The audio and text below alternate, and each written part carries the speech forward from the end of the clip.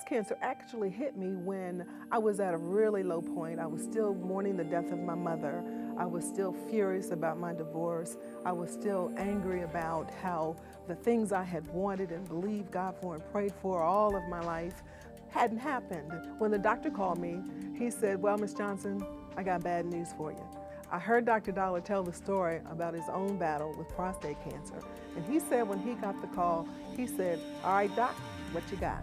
The first thing we did was go into the scriptures, and we got every scripture on healing. And he looked at us and he said, because I won't claim it nothing. So when the doctor said, Miss Johnson, it's bad news, I said, all right, doc, what you got? Because I won't claim it nothing either. And when he said it was breast cancer, I was like, all right, you do what you're supposed to do, and I'm gonna do what I'm supposed to do.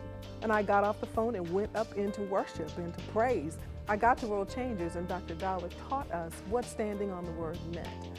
It meant going into the Word, finding a scripture that agreed with what I'm believing God for.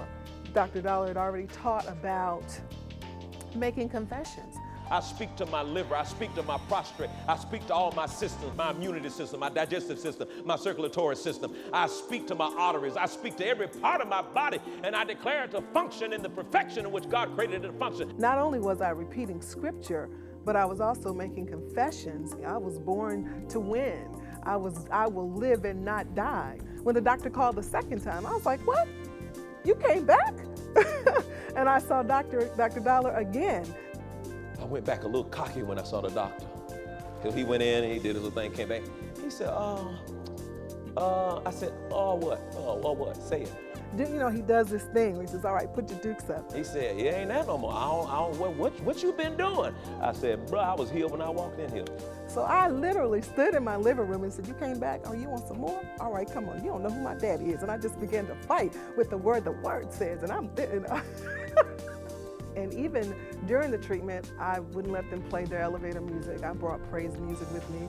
And I was only in there for maybe 15 minutes, but I made them change everything because I needed an atmosphere that was ready for battle. It took a longer period of time than normal. And now, I'm completely cancer-free. I did write a song as a result of going through a battle with cancer. I called it I'm a Champion. It goes like this. I'm a champion and I know it. I'm anointed by Jesus Christ. I got victory, so I live it. I'm gonna bless his name all my life.